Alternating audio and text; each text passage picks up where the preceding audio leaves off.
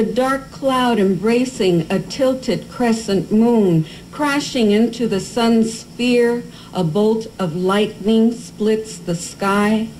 An American dream waves a U.S. flag over the future, progress, coal mines shooting into the air. The oil will spill, I will slip, lose my balance, fall, and the pink dress will tear and get dirty. Juan Felipe, you want to read something? Just keep passing the book around because I'll get back to the poems. You want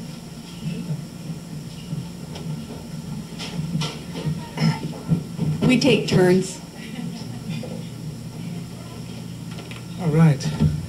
Well, thanks a lot for inviting us, for inviting me to Barnes & Nobles. It's a pleasure to be here. It's a pleasure to be with a community of writers and poets and people with hearts. And also the Committee Against 187.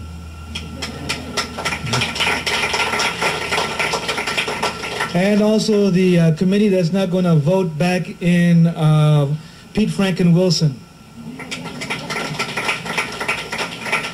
And also the committee that believes in unity and that believes in the contributions to this land by Mexicanos and by workers and by women. And the committee that supports gay rights and lesbian rights. And the committee that believes in poetry. Muchas gracias. You don't have a lot to say, so that means I have very little to say. I believe in the Lao Tzu principle. When we have a lot to say, when I have a lot to say, in truth, I have very little to say. And when I have very little to say, I can talk all day. Let's listen to, how are you doing? How are you doing?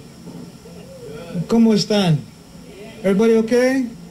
In the front, in the middle, in the double middle, in the back, in the very back, everybody all right?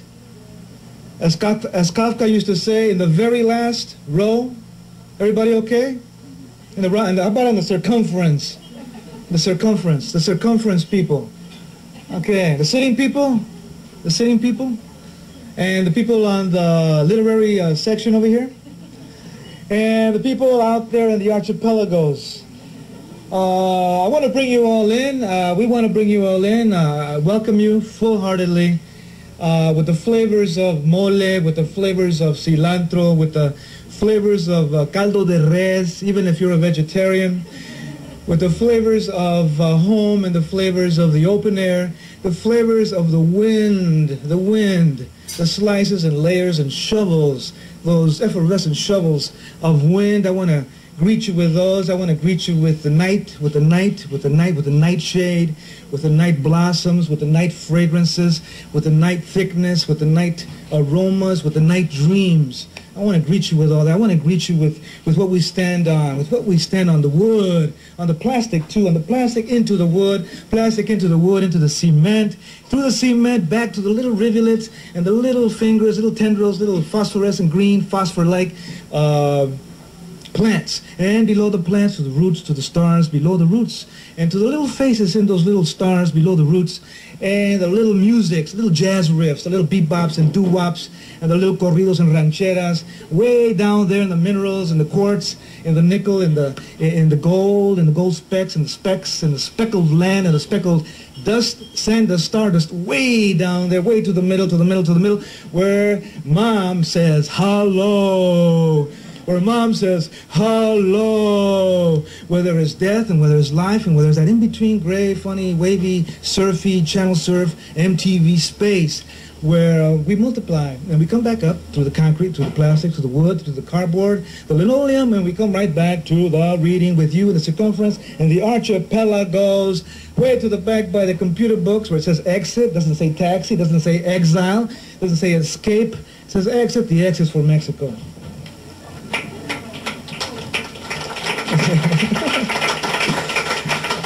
All right, So that's my greeting. You are now listening to Pacatelas on KFCF 88.1 FM Fresno, your listener-supported radio. I'm David Campos, and today we are listening to an archive tape of Juan Felipe Herrera and Margarita Luna Robles reading at Barnes & Noble in October of 1994, the old Barnes & Noble at Blackstone and Shaw.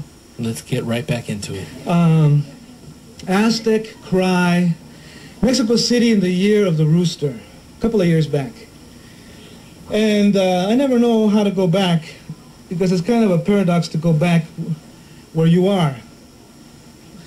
It's a paradox to go back where you be, right? It's like this. It's like saying, I'll be right back, I'm going to go meet myself. That's kind of hard to do. It's called a Chicano paradox or a Mexican labyrinth paradox.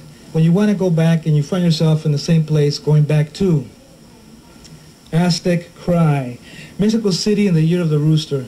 And what do you say when you go back? What do you say when you want to return?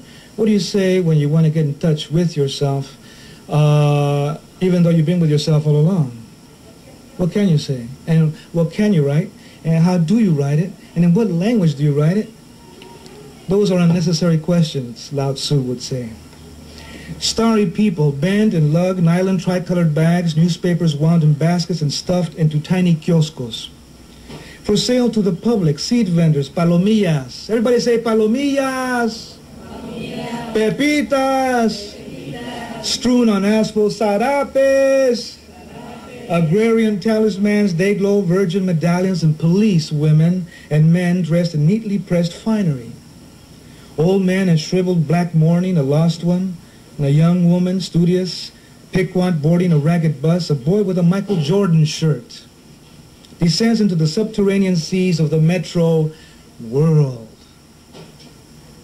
30,000 miles of electric rails and confetti faces in line for the next speed shuttle to Pino Suárez, La Alameda, La Revolución, yeah, Chapultepec, Azcapotzalco, Ciudad Satélite.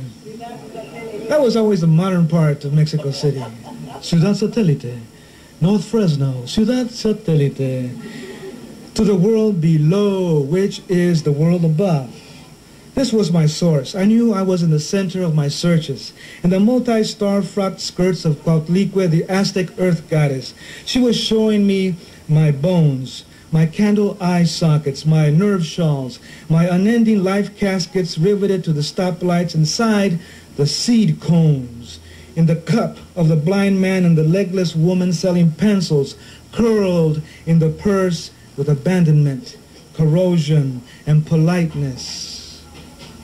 I was stapled to the mercado walls in small packets of miracle powders, snake skin tea, and deep-fried tropical pampano fish, salted and spiced for late-night rallies. This was my ink.